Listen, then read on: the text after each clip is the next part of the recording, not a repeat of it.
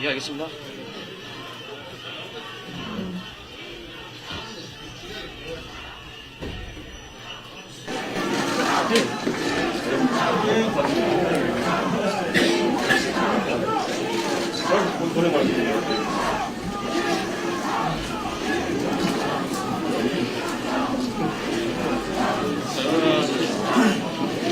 예. 제가 보기보다도 그래도 팬클럽이 많습니다, 저렇게. 예. 유승민 팬클럽을 그대로 계승한 것 같은 그런 느낌인데. 자.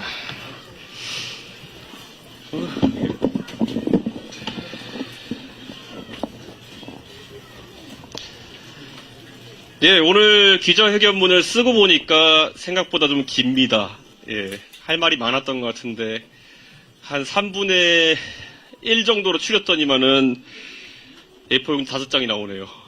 예, 그래가지고 아마 언론인들 취재하실 때 전문은 아마 그대로 제가 읽어가지고 제가 고생이 없으시도록 하겠습니다. 예.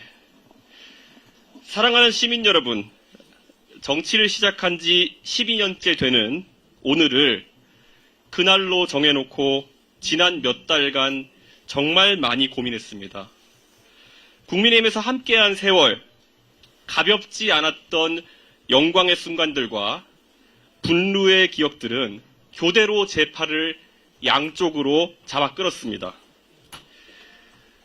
저를 대표로 선출해 주셨고 각자의 위치에서 대선과 지선 승리에 앞장서 주신 당원들께 그동안 형용할 수 없을 만큼 감사했습니다.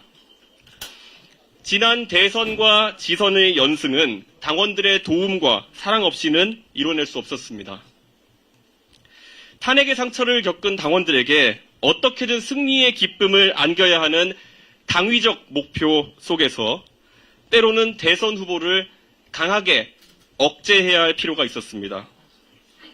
젊은 세대가 정치의 중심에 설 수 있도록 당내에 시대착오적 관행과 그리고 관성과 강하게 맞서야 할 필요도 있었습니다.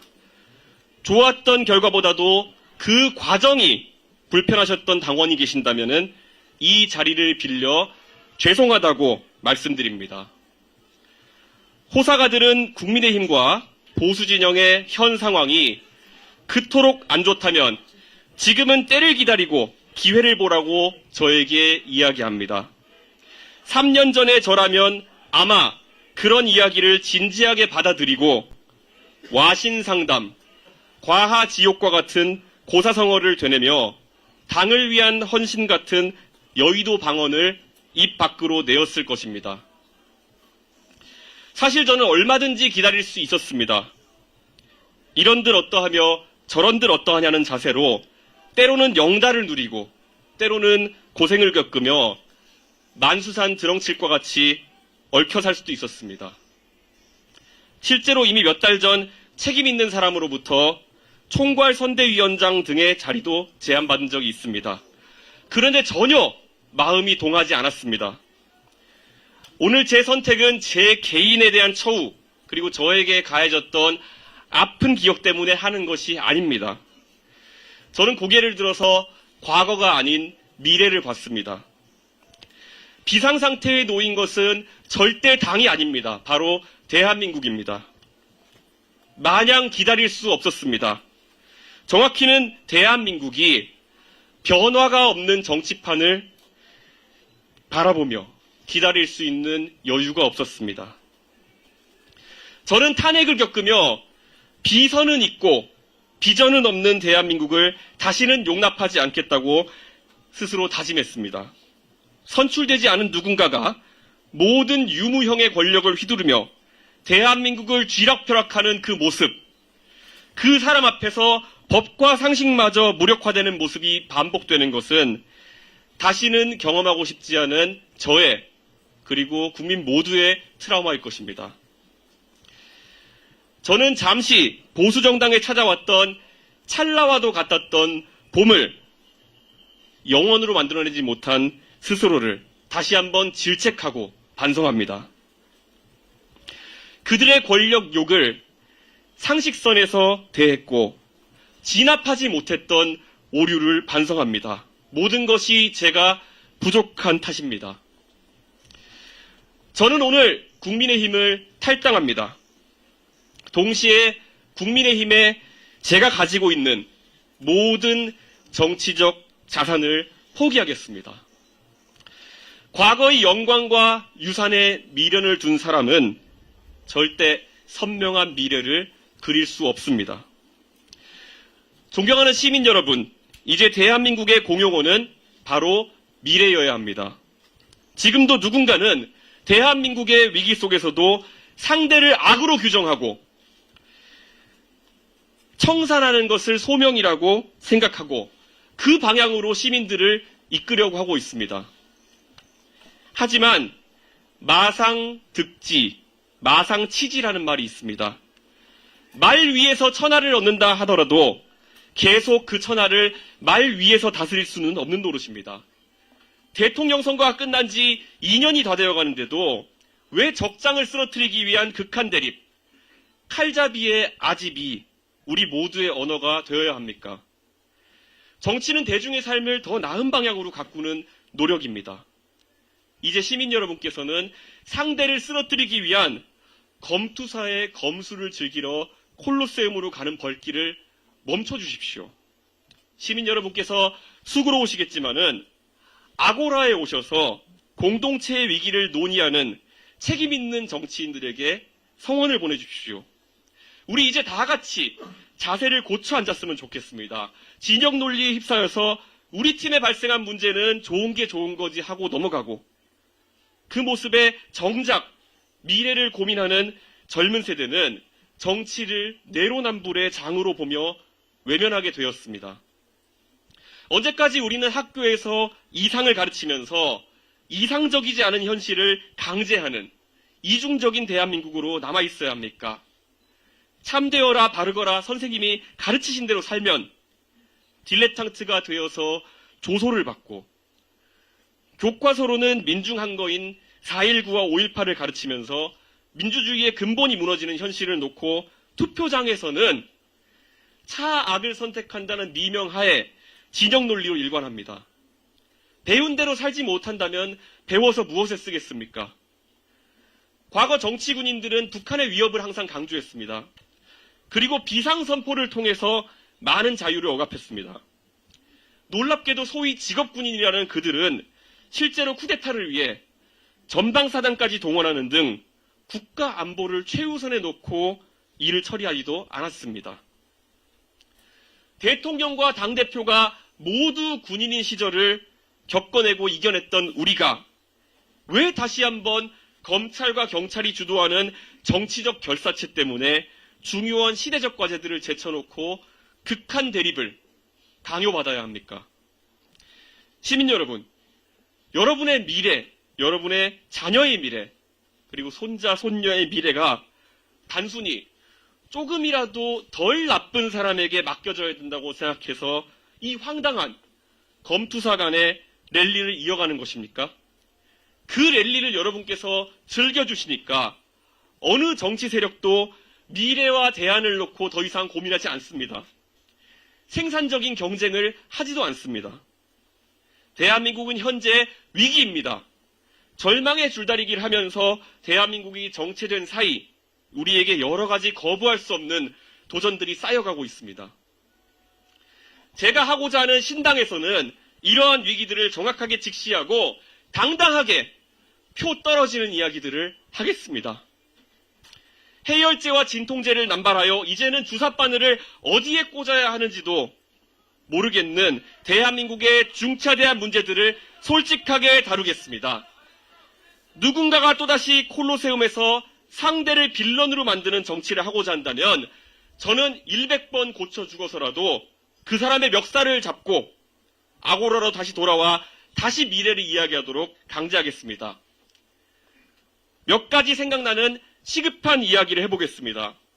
한쪽에서는 이공계 인재를 육성하겠다고 하면서 반도체 웨이퍼와 포토마스크를 흔들면서 다른 한쪽에서는 의대 정원을 3배 가까이 늘리는 것을 검토한다면 최상위급 이공계 인재들은 연구개발에 뛰어들어야 한다는 이야기입니까? 아니면 의대생이 되기 위해서 노력해야 한다는 이야기입니까? 도대체 엑셀과 브레이크를 동시에 밟으면서 고장나는 대한민국의 성장 엔진은 과연 누구의 책임이어야 합니까? 지방대학을 중심으로 등록 인원의 절반이 이름만 올려놓은 가짜 대학생인 학교가 늘어나고 있습니다. 시민의 세금을 이 상황에서 대학 등록금 지원에 무조건 더 투입하겠다는 것이 과연 우리가 바라는 교육개혁입니까? 사학재단과 교원들의 표만 두렵고 시민들의 혈세가 낭비되는 것은 보이지 않는 것입니까? 저출산의 여파로 전방을 지킬 병사가 부족해졌다면 적극적인 감군 계획을 제시하는 것이 책임 있는 정치의 모습일 것입니다. 감군 계획이 문재인 정부에서 나왔던 이야기라고 해서 논의조차 하지 않는다면 그것은 아집입니다. 상대에 대한 극한 부정 속에서 나온 대안이 120kg이 넘는 고도 비만자까지 군복을 입혀서 휴전선에 세워놓는 것이라면 그것이 무책임한 정치의 민낯입니다. 킬러 문항을 없앤다고 하면서 잘하는 학생들에게 미적분과 기하마저 수능시험 범위에서 제한다고 한다면 학생들은 줄어든 평가 범위 속에서 소위 매력적인 오답을 통해 변별력을 갖춰야 하는 것입니까?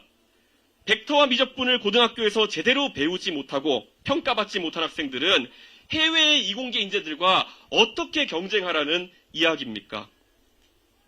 그리고 이제 누군가가 국민연금의 문제를 다룬다고 하면 또 결론은 뻔하게 더 내고 덜 받고 늦게 받는 방향으로 날 것이라고 다들 예측합니다. 이것이 해열제이지 어떻게 근본적인 연금 개혁일 수 있겠습니까? 적립식 국민연금이 저출산과 맞닥뜨려 한계에 이제 도달했고 지금 이대로 가면 지금 연금을 납부하는 세대는 연금을 받을 수 없을 것이라는 현실을 직시하고 부가식으로 전환을 조금씩 준비하자는 그 바른 이야기를 왜 시작하지 못합니까? 대한민국의 대통령 이하 대부분의 정치인들은 위에 열거한 문제들을 해결할 수가 없습니다. 왜냐하면 정작 권력을 가진 그들은 앞으로 길어야 10년 이상 정치를 하지 않을 것이기 때문입니다. 내 임기 중에만, 내 정치 생명이 다 하는 데까지만 큰일이 터지지 않도록 관리하겠다는 그들의 정치가 어떻게 미래지향적인 정치일 수가 있겠습니까? 무책임한 현재의 위정자들과 다르게 저는 제가 지금 하는 주장과 선택에 대해서 30년 뒤에도 살아서 평가를 받을 확률이 높습니다. 누가 내는 대안과 제안이 더 진실하고 절박하겠습니까? 프랑스의 마크롱이 표 떨어질 각오로 연금개혁에 몸을 던진 이유가 무엇이겠습니까? 결국 마크롱은 본인의 삶 언젠가 연금 고갈의 파고를 그대로 맞닥뜨릴 것이기 때문에 책임감 있게 진실하게 나설 수밖에 없는 것입니다. 논리와 이성은 사라지고 선악을 가르는 무부의 칼로 대한민국의 미래 비전을 써버리는 야만이 횡행하고 있습니다. 누군가는 모난돌이 정맞는다. 절대 나대지 말고 큰 덩어리에 의지하라는 말을 저에게 할 겁니다. 오직 제가 믿는 것은 용기와 올바름의 힘입니다. 저는 일신의 영달을 위해서 그 칼날을 두려워하거나 순치되지 않겠습니다. 오늘 제가 상계동에서 제 뜻을 밝히는 것은 정치의 새로운 출발선에 서서 정치를 하는 이유를 다시 새기고 싶었기 때문입니다. 제가 제 고향 상계동을 좋아하는 이유는 너무나도 평균적인 사람들이 그 사람들의 삶이 녹아있는 공간이기 때문입니다. 인구 20만의 상계동이고 많은 사람들이 거쳐간 곳이기 때문에 지금 듣고 계신 시민 누구나 높은 확률로 상계동에 지인이 있으실 겁니다. 노력하는 사람들의 도시, 가진 것이 많기보다는 꿈꾸는 미래가 많은 그런 사람들의 도시입니다. 서울 시민이지만 가장 먼 거리를 출퇴근해야 하는, 그리고 좋은 학군을 위해서 구축 아파트에 사는 것을 감내하는 그 일상 속에는 지금의 불편함을 다소 감내하는 사람들의 오늘보다 더 나은 내일에 대한 희망이 깃들어 있습니다. 제가 언제 어디서 정치하더라도 상계동 사람들의 바람대로 내가 먹고 즐길 것을 아끼며 된 아이의 교육비가 가치 있는 세상을 만들겠습니다. 그리고 4호선 지하철 손잡이를 잡고 동대문 역사문화공원까지 20분간의 부대낌 속에서 졸고 있는 어떤 가장의 고단함을 새기겠습니다. 반드시 대한민국은 노력하는 사람들에게 오늘보다 더 나은 내일이 있는 그런 나라가 되어야 합니다. 공무원 임대 아파트와 군인 아파트를 끼고 있는 상계동에서 살면서 100만 공무원에 대한 이야기도 많이 들었습니다. 그래서 제가 그리는 미래 속에는 누구도 아이들을 가르치면서 아이들에 대한 사랑과 교사로서의 소명의식 외의 다른 것을 강요받지 않고 국가를 지키는 군인이 국가와 국민 외에 충성할 대상을 찾지 않아도 되는 그런 세상을 만들고 싶습니다. 서희초등학교 교사의 아픈 사연과 박정훈 대령의 고난서사가 다시는 반복되지 않아야 하는데 정치권은 이미 이슈로 이슈를 덮는 방식으로 어떤 해법도 없이 바뀐 거 없이 이것이 잊혀져 가기를 기대하고 있습니다. 제가 추진하는 신당은 이런 일련의 아픔과 부당함을 절대 잊고 지나쳐가지 않겠습니다. 몇 개의 의석을 만들어낼지도 모르는 확실하지도 않은 누군가의 말에 신빙성이 없고 실행이 담보되지 않는다고 생각하신다면 더 많은 의석을 만들어 주십시오. 여러분이 평생 사게 될 주식 중에서 가장 큰 수익률을 담보하는 주식은 바로 이 신당에 투자하는 지지와 성원일 것입니다. 여러분의 자녀와 손자, 손녀에게 미래지향적인 대한민국을 상속세 한 푼 없는 유산으로 남겨주십시오. 이준석이 정당을 끌어갈 돈이 있느냐, 사람이 있느냐 설왕설래합니다. 3천만 원으로 전당대회를 승리하는 방식이 정치개혁의 실증적인 사례였던 것처럼 나눠줄 돈과 동원할 조직 없이 당을 만들어 성공한다면 정치의 문화가 영원히 바뀔 것입니다. 대한민국 시민 여러분, 여러분 모두를 미래의 정치로 초대하겠습니다. 참여하실 때 우리에게는 십시일반에 밥 한 숟가락씩만 주십시오.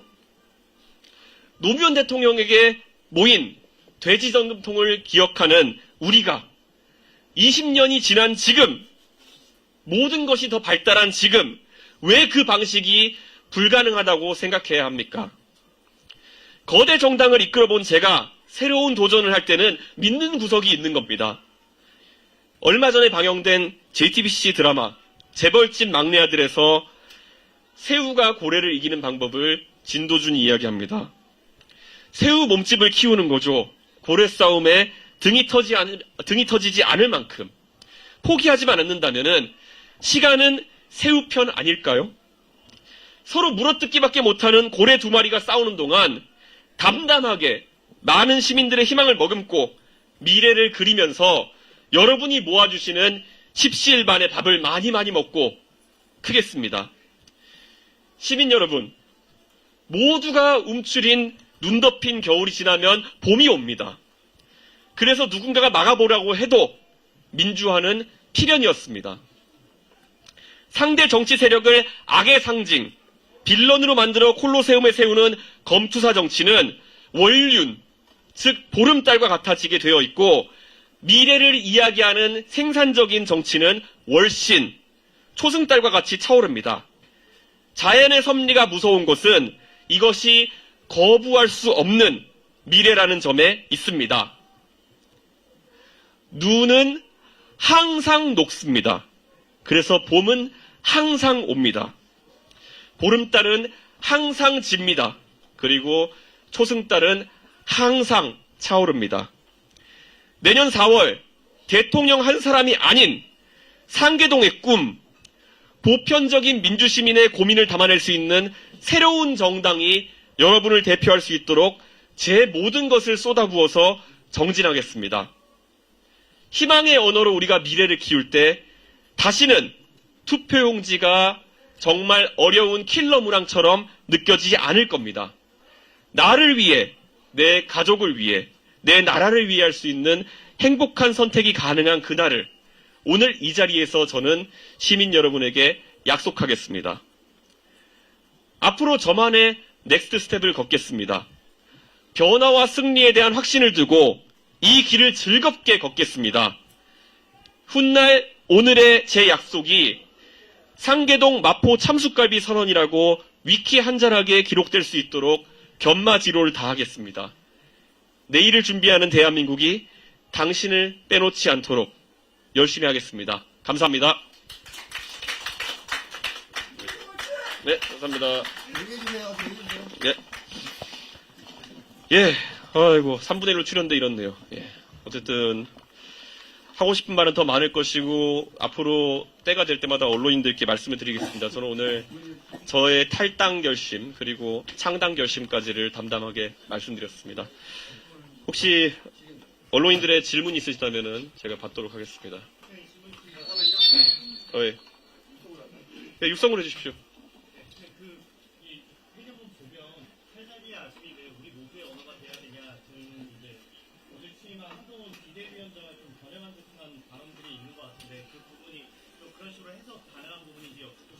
네. 또 하나는 이제 어제 한동훈 위원장도 취임사 밝히면서 달라져야 된다라면서 이제 변화를 얘기했는데 한동훈 위원장이 말한 변화가 대표님께서 말씀하신 변화와 다르기 때문에 창당을 하신 건지 좀 왜 이렇게 창당까지 가셔야 되는 건지 말씀 주시죠. 정치를 바꿀 수 있는 힘은 바로 민주적인 권력에서 나옵니다. 그리고 그 민주적인 권력이라고 하는 것은 국민들의 확인된 지지와 성원에 대해서 나오는 것입니다.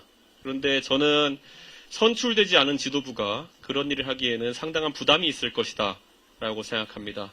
그리고 제가 오늘 회견문에서 담아 쓴 내용들, 자꾸에 대한 해석 같은 경우에는 언론인분들께서 많은 자유도를 가지고 해석하시길 기대하겠습니다. 방금 질문 주신 내용에 대해서 저는 한동훈 장관을 염두에 두고 썼다기보다는 지금 작금의 국민의힘을 장악하고 그리고 국가를 운영하는 세력에 대해서 전반적으로 이야기했다 이렇게 보시면 될 것 같습니다. 공교롭게도 그 집단이 아주 동일성을 가지고 있기 때문에 언론인들께서 그렇게 오해하시는 것도 무리는 아닐 것이라고 생각합니다. 예, 또 질문 있으신지요? 예.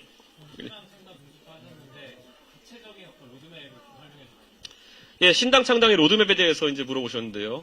아마 지금 이 시각 과천 선관위에서는 저희 측 관계자가 창당준비위원회 결성 신고서를 아마 내고 있을 것입니다. 그래서 계획대로 된다면은 아마 오늘부로 창당준비위원회는 가칭 개혁신당이라는 이름으로 발족했음을 제가 알려드릴 수 있습니다. 그리고 신당의 과정이라고 하는 것은 일반적인 정당의 창당 과정과 마찬가지로 시도당을 결성하고 중앙당을 등록하는 절차로 이어질 계획이며 최대한 빠르게 진행하려고 하고 있습니다. 그렇기 때문에 허례허식이 없는 형태로 시도당 대회 같은 것들은 간소화해서 진행하는 형태로 갈 것이다. 이렇게 안내를 해드리겠습니다.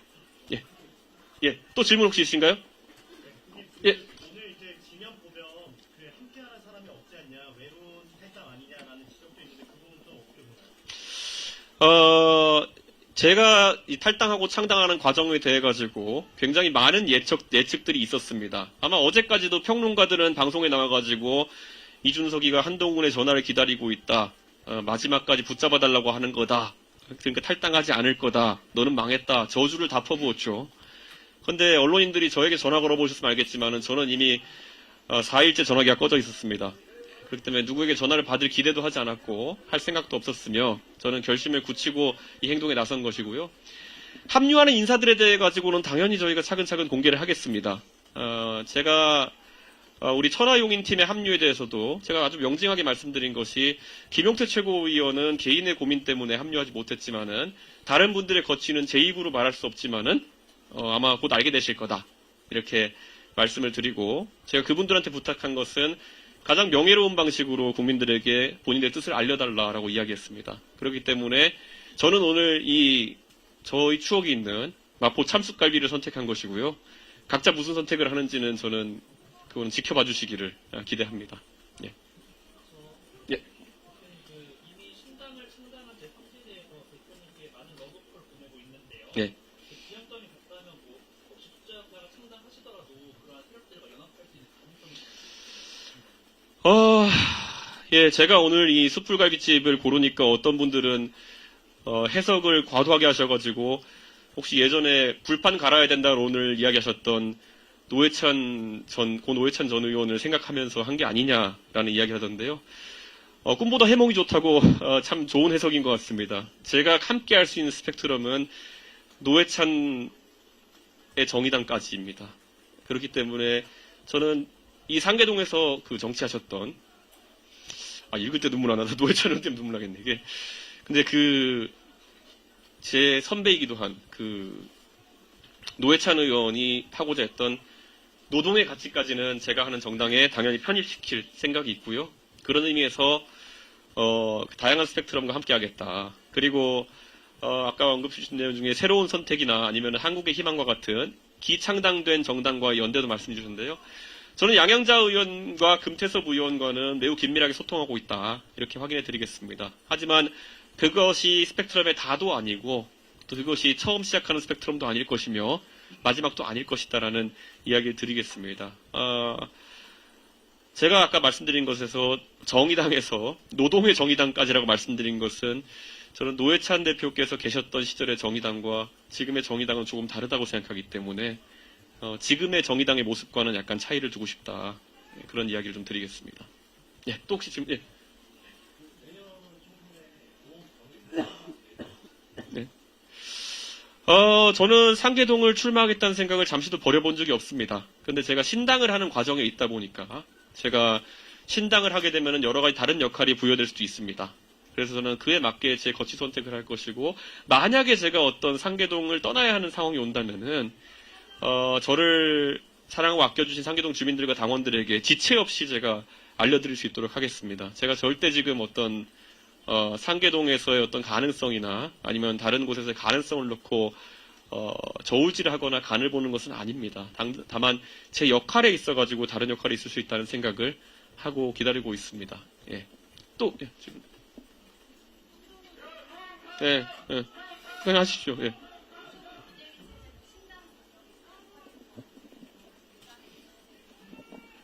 네. 한동훈 장관과 저는, 이제 경쟁자의 관계로 들어섰다, 저는 이렇게 생각합니다. 그리고 이 경쟁자라는 관계는 저희가 부인하거나 아니면은 그것을 받아들인다고 해서 형성되는 것은 아닐 것이다. 저는 이렇게 생각합니다. 그래서 저는 한동훈 장관이 한다는 그 혁신에 있어가지고 좋은 혁신들이 많이 나왔으면 좋겠다라는 말씀을 드립니다. 그리고 한동훈 장관께서 지난 한 이틀간 언론인들 앞에 서서 하신 말씀들도 저는 잘 전해 들었습니다. 그런데 제가 굳이 말하자면은 아직까지 내용이 나온 것 같지 않아가지고 제가 평가를 하긴 어렵지만 아마 어려운 과정들이 함께 할 것이다. 그리고 그 어려운 과정 속에서는 만약에 혹시나 도움이 필요하다면 그러면은 지금 한동훈 장관을 보좌하는 우리 당의 훌륭한 사무처 당직자들이 모두 저와 같이 승리를 일궈낸 그런 당직자들입니다. 제가 당을 떠나면서 사실 제가 대표직을 떠나면서 가장 안타까웠던 것들이 지난 대통령 선거와 지방선거의 승리를 이끌었던 우리 사무처 당직자들이 저와 함께 했다는 이유만으로 불이익이 아닌 불이익을 받고 있다는 얘기를 들었습니다. 네, 절대 그래서는 안 됩니다. 승리의 기억을 가지고 있고 승리하는 방법을 알고 있는 그들을 꼭 활용해서 승리의 길에 다가설 수 있는 것이 아마 선택일 것이고요. 그냥 좀 오늘 저도 그 타이핑 친 걸로 받아봐서 좀 웃기긴 한데 그 흔히 이준석이 12년 동안 정치해오면서 제일 안타까웠던 거는 매년 이준석의 대항마라는 타이틀을 들고 등장하는 분이 한 분씩 있습니다. 그런데 그분들이 이준석을 부정하는 것으로 자신의 행보를 시작했을 때 굉장히 어려운 지점을 많이 겪는 걸 봤습니다. 그렇기 때문에 굳이 세대포위론 같은 걸 부정하면서 나서시는 걸 보면서 좀 안쓰럽긴 한데 세대포위론 아니고는 이길 방법이 없으실 겁니다. 예, 지금 이준석과의 차별화를 하실 게 아니라 대통령과의 차별화를 하십시오. 예, 환자는 어디인지 항상 새기십시오. 예. 예. 예. 예.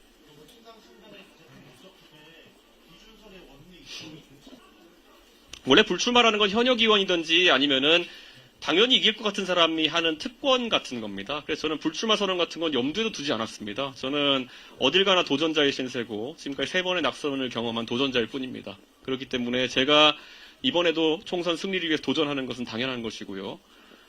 제가 아까 제 당선을 목표로 하느냐라는 질문에는 이렇게 말씀드리겠습니다.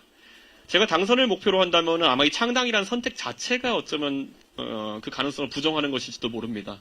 제가 당선을 만약에 노리고 어떤 정치 행위를 계속 했다고 한다면은 저는 훨씬 더 안정적인 선택들이 있었을 것이다. 이렇게 생각합니다. 아까 책임 있는 모 인사로부터 총괄선대위원장 등의 직위를 제안받은 바가 있다고 했는데요. 당선 가능성이 매우 높은 곳에 출마도 제안받았습니다. 그러나 저는 아까 말한 대로 전혀 동하지 않았습니다. 2012년에 정치의 출발선에 서서 그 당시에 비례대표 의원이 될 수 있는 길을 마다했던 제가 지금 와가지고 그 길이 땡길 리는 없지 않습니까? 그렇기 때문에 지금도 저는 신당의 성공을 위해 가지고 견마지로를 다할 뿐이지 제가 개인적인 욕심을 위해 가지고 선택을 하지는 않겠습니다. 예. 또 질문. 예. 예. 아까 저희 총괄 선대위원장 제안 받으셨다고요? 혹시 그 강서구청장 선거 전인지인지 혹시 시점 말씀해 주실 수 있고 예. 당선 가능성 높은 점 말씀 그것도 함께 전에도 제안받았고요. 후에도 제안받았고요. 계속 제안받았습니다. 예. 예. 김기현 대표 아닙니다. 둘다 말씀이죠. 네. 예. 계속 꾸준히 몇 달 동안 제안받았습니다. 예. 또 혹시 질문 있으신가요? 그 혹시 뭐 지금 이낙연 전 총리 같은 경우에도 뭐 소통을 좀 할 수 있다 이런 얘기가 있었는데 그분과도 앞으로 뭐 연대 가능성이 좀 있을까요? 저는 사실 소통을 즐깁니다. 그래서 많은 언론인들이 아시겠지만은 저는 저와 생각이 다른 사람과도 TV 토론에 많이 임했고 하기 때문에 어느 누구와 만나는 것도 항상 열려 있다 이렇게 말씀드리겠습니다. 다만 제가 예전에 이낙연 대표께서 최근에 이제 행보를 하시면서 민주당에 굉장히 적극적으로 변화를 요구하는 행보를 하고 계시기 때문에 제가 아마 이낙연 대표 같은 정치 선배에게 어떤 재촉하거나 아니면은 뭔가를 기대하는 행보를 하는 것은 매우 예의에 맞지 않을 것이다. 이런 생각 때문에 언급을 자제하고 있습니다. 그런데 이런 생각을 합니다. 많은 사람들이 결국 우리가 하는 신당의 시도를 제3지대라고 이야기를 하고 있습니다. 저는 지금 소위 말하는 제1지대가 어딘지 모르겠지만은 그 제1지대와 제2지대가 하는 행동이 너무나도 도리에 맞지 않는 일들이 일어나고 있기 때문에 저는 선거를 치르기 전에 제3지대의 명칭을 뗄지도 모르겠다는 생각까지 할 정도입니다. 예, 저는 최근에 국민의힘과 민주당을 가리지 않고 여러 인사와 교류하면서 사실 국가에 대한 고민을 하고 있는 많은 분들을 만나고 또 이야기하고 있습니다. 그런데 지금 우리가 신당을 하겠다고 마음먹은 상황 속에서는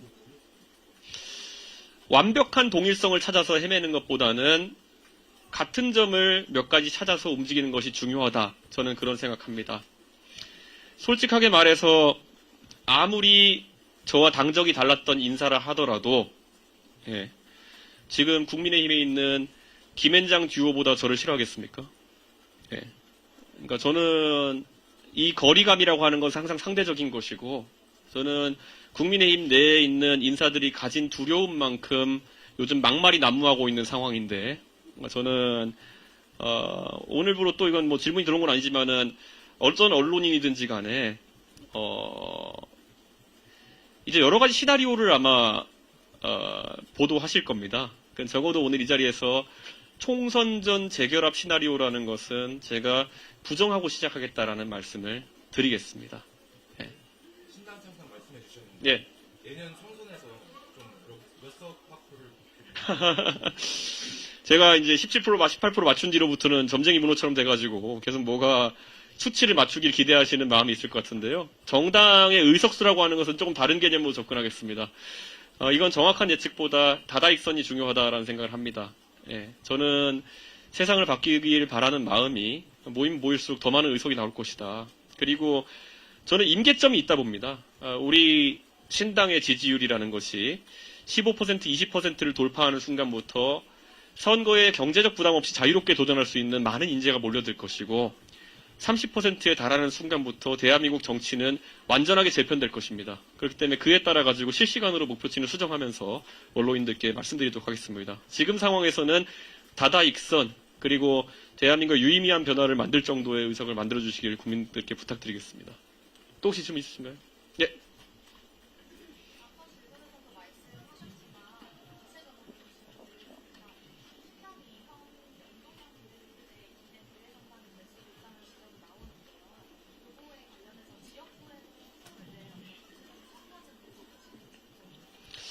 지금 저희 이제 조직 저희 내부적인 조직본부라고 이름을 지었습니다. 저희 조직본부 내에서 이미 지지난주쯤부터 실무 작업에 돌입해서 온라인상으로 출마 의사를 밝혀주신 약 1,400여 명의 그 인재들 중에서 저희가 나름 이제 즉시 출마 가능 자원과 그리고 또 어느 정도 만나서 또 소통하면서 출마를 도와야 될 분들을 추려서 약 지금 최대한 60명에서 80명 정도 사이까지는 저희가 출마 가능 자원으로 파악하고 있습니다. 그렇기 때문에 이미 그분들에게는 연락이 하나씩 이제 갔고요. 그래가지고 저도 개별적으로 그분들과 소통하고 뭐 제가 아는 분들도 있습니다. 그 중에. 그리고 그 외에도 보면은 아마 시도당이 창단되는 과정 중에서 이제 인사들이 하나씩 보이실 겁니다. 예, 그래서 당연히 지역구 출마를 염두에 두고 가야 되는 것이고 사실 선거제 같은 경우에는 큰 영향을 신당에 주지는 않을 것이다 이렇게 생각합니다. 왜냐하면 결국 국민의힘은 위성정당 창당을 공언했고 그렇기 때문에 병립형이나 연동형이냐에 따라 가지고 선거 전략이 크게 바뀌진 않을 것이다 이렇게 생각합니다. 왜냐하면 지금 단계에서는 저희는 보수를 개혁하겠다고 나선 인사들 중심으로 보수 개혁 정당에 기치를 걸고 있습니다. 그렇기 때문에 그 안에서 당당하게 신당은 경쟁하겠습니다. 예, 또 질문 혹시 있으신가요? 예. 이준석 대표님은 예. 운유의 귀재라고 생각을 합니다. 어떤 규제요? 메타포, 예. 운유의 귀재. 예. 운유가 이해를 여는 열쇠고 예. 또 창의의 산실이라고도 하고 예. 그래서 천대의 표상인데 예. 예를 들면 어저께는 한동훈의 설날이었다면 예. 오늘은 이제 이준석 우리의 설날인데 이 상황 탈당하고 신당을 선언하는 이 상황을 한번 의류로 설명을 해주시면 이해를 한번에 할 수 있을 것 같아요. 예, 사실 담담한 마음입니다. 예, 그렇기 때문에 저에게 있었다는 제가 숙려기관이라고 제가 이야기를 했죠. 예, 제가 지난 10월 달에 이것을 탈당을 공언한 뒤로 저는 하나의 흔들림도 없이 그저 당이 변하는지 안 변하는지만 지켜보고 있었는데 제가 아직 결혼도 안 했지만은 이혼을 경험한 느낌입니다. 예, 그렇기 때문에 참 씁쓸하네요. 예, 그런데 이혼하신 분들의 이야기를 들어보니까 이것은 참 복잡한 감정이라고 이야기를 하시던데 저는 앞으로 그 복잡한 감정 속에서 또 새로운 만남들을 기대하면서 앞으로 정치해 나가겠습니다. 예, 혹시 질문 또 있으신가요? 예. 예. 예.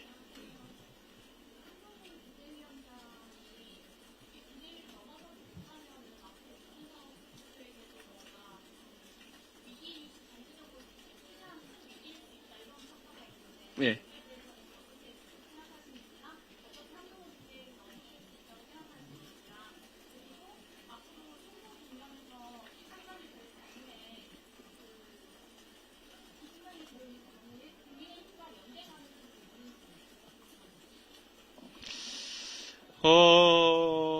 제가 아까 총선 이전의 연대 가능성은 저는 제하고 본다라고 이제 공언을 드렸고요. 총선 이후에도 제가 봤을 때는 가능성은 약하다 이렇게 말씀드리겠습니다. 그리고 한동훈 장관을 넘어서느냐가 저의 도전 과제는 아닐 것입니다. 우선 다수 의석을 획득하는 것이 정당의 목표가 되어야 되는 것이고요. 저는 한동훈 장관과의 경쟁이라는 것을 제가 말씀드렸지만은 의외로 매너를 지키면서 하는 혁신 경쟁이라고 하는 것은 즐거운 경쟁입니다. 예. 다만 이제 지난 한 2년 동안의 세월이라고 하면은 권투 시합을 약속하고 칼 들고 나오는 사람들이 있어가지고 좀 문제가 있었다 이런 생각을 하는데 만약에 한동훈 장관이 권투 그룹을 낀 상황에서 권투 시합에 나온다면 저는 항상 응할 생각입니다. 그런데 저 팀의 특성이 꼭 칼을 들고 나오더라고요. 그래가지고 그건 약간 불안하긴 한데 저는 이 권투 시합은 언제나 즐길 계획입니다. 네. 또 혹시 질문? 예. 없으시면은 예. 예.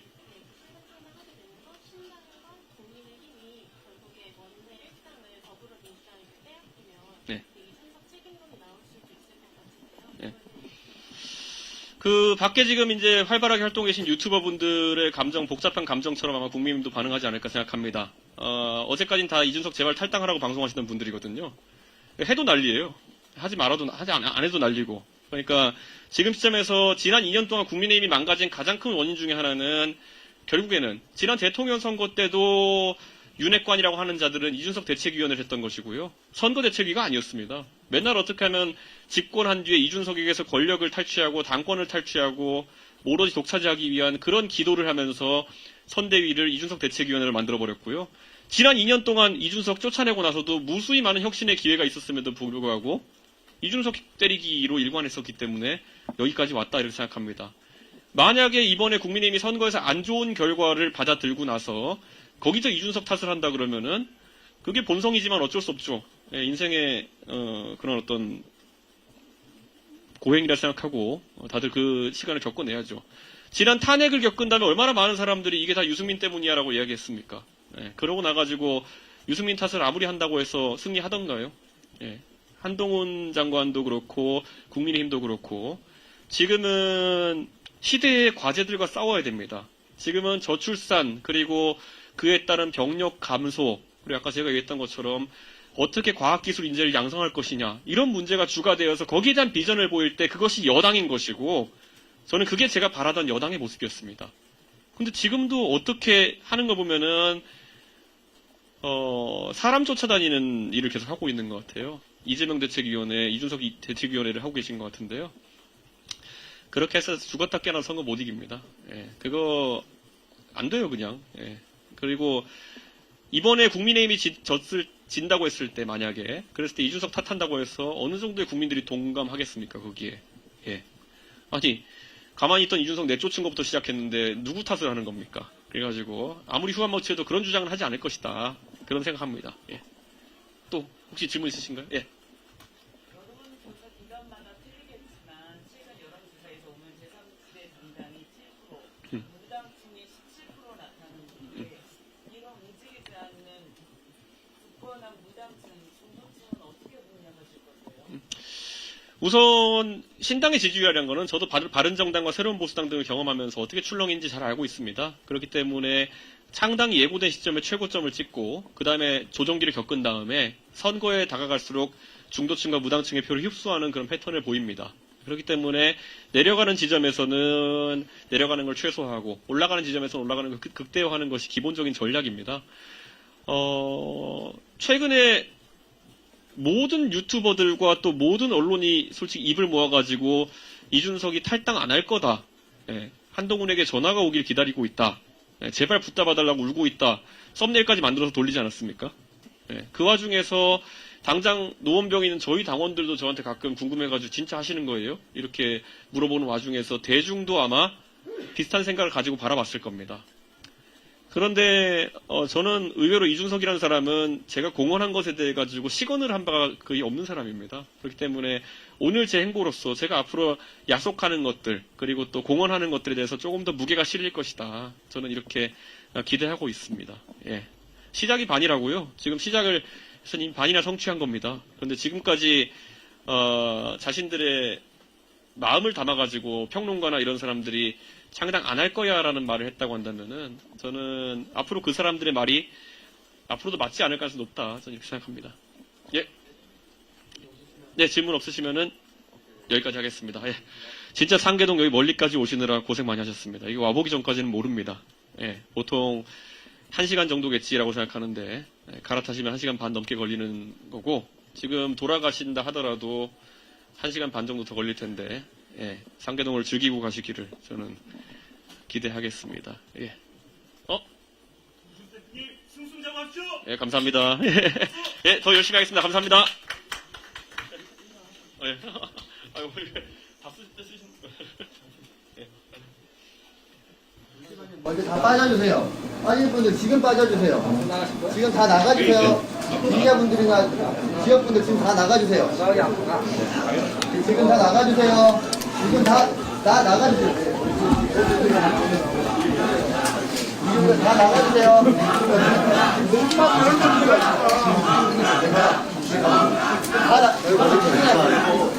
다 나가주세요. 따라오지 마시고 다 나가주세요. 내 가방 좀. 안녕하세요. 네? 아니, 기자들 말고요. 나머지 분들 다 나가주세요. 지금 못 들어옵니다. 나가주세요. 아니, 알겠어요. 아니, 지금 못해요. 나가세요. 그럼 어떻게 합니까, 지금? 잠깐만. 내 가방, 야, 내 가방. 걱정 마시고.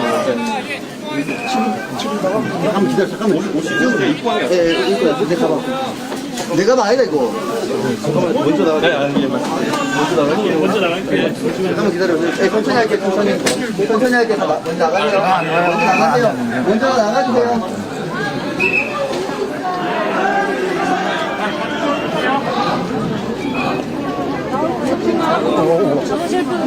예. 잠깐 어디로 가야 돼? 어디로? 잠깐만. 이거 하나는 또 저쪽에서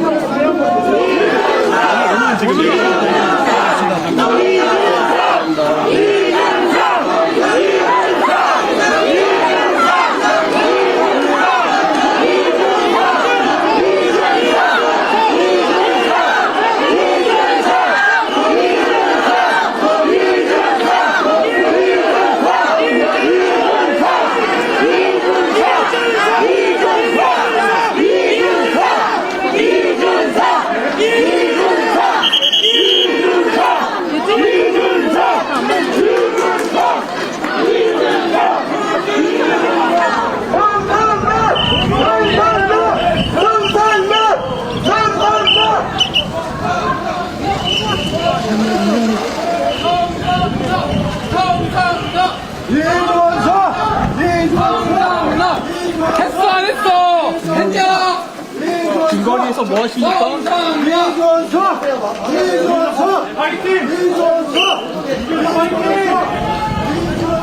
나가달라고.